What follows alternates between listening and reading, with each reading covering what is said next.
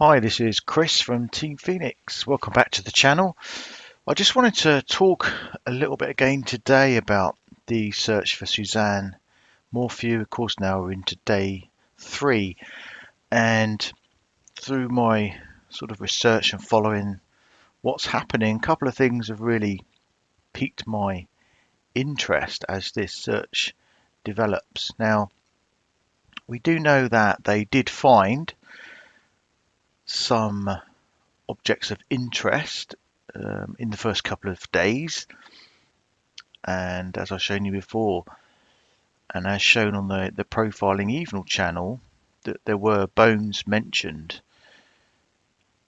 Now, the Chaffey County Sheriff's Office actually put out an official press release yesterday, and it's interesting to note on there what they say. So it says on September 24th, 2020, members of the Andrew Moorman search team found items that were recovered by the Chaffey County crime scene team. At this point, those items do not appear to be connected to the Suzanne Morphew investigation. So that's an interesting use of words. They say that at this point, those items do not appear to be connected to the Suzanne Morphew investigation. And I did hear Chris McDonough on Profiling Evil and a few other people have mentioned, that's an interesting choice of words, and that almost kind of leads to suggest that those items are being processed. They're at the lab being processed, so it's not necessarily saying these items are in no way connected to Suzanne's disappearance.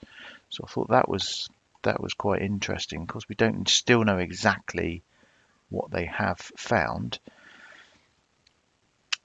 but that just leads me into something that I found through my research, something that Andy Moorman said to one of the media people. He said that the search team found evidence near the Morphew residence on Thursday, but could not be more specific about what it was.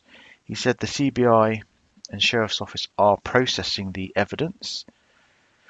We had to process some evidence yesterday that we found up on top of the mountain. I'd hate to speak too much about it. I can just tell you it was close to the Morphew residence, and we're not sure of the importance of it. But we did get the CBI on it, and they are processing that scene as we speak. So there's definitely something going on behind the scenes as regards to processing evidence, and it looks like it's being done by the CBI. So it's definitely something of interest has been found. I quite safe to say that. And that just leads me on to an article I found today. It was actually released yesterday, but it was by Crime Online, and suddenly this story of victim or domestic abuse has suddenly appeared regarding Suzanne. So I'll just read you some of the article. It also, of course, mentions Barry in here. So this is kind of what we heard yesterday. So Andy says, yesterday we ran into him, this is Barry, as we crossed that mountain top of where we found the evidence.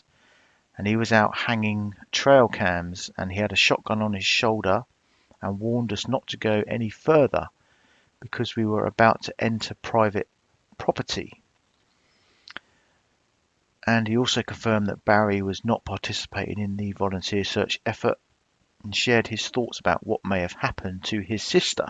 So I found this very interesting. He says, when asked if he believed Barry Morphew was behind Suzanne's disappearance, and he said, I'm afraid this is domestic abuse. I mean, where this has come from, where this suddenly has come from, I have no idea. He said he learned after Suzanne's disappearance that she was working with domestic abuse meetings. I think that she was abducted. I don't think she ever got on her bike, Andy said. I think she probably died Saturday and she was hidden somewhere Saturday night. And we're pushing forward, and that's the theories that we have right now that seem to be correct. And also mentions on there again about Lauren Schaff. Now, I did hear, or it was confirmed on the Profiling Evil channel, that, well, they did say Lauren Schaff not being served any kind of cease and desist or anything like that by Barry.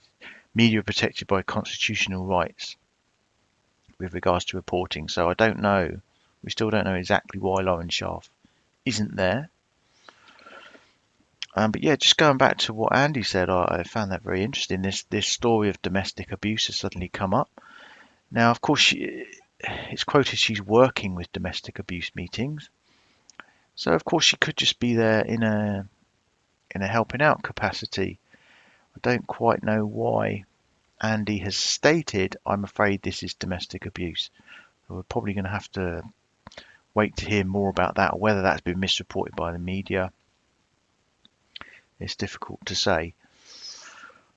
Now, something which really alarmed me regarding Barry was we found out yesterday that he drove to Indiana and sold his truck, and he got a new truck.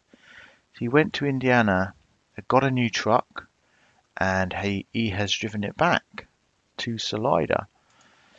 And somebody actually caught a picture of him yesterday, standing there with a man. Not quite sure. This is a bit like Tyson Draper, but he sold his truck, which I found interesting and alarming at the same time, as to why he would be selling his truck at this particular point in time. Could of course be totally innocent reason for it, but obviously it does raise a lot of questions. Also, he was not at the vigil. There was a vigil yesterday held at the Salida Rotary Amphitheatre, and Barry was not present at that vigil. That was noted as well. So some interesting points coming up, really, as this search continues. And we will keep an eye on it here for you, and let you know if there's any new significant news develops.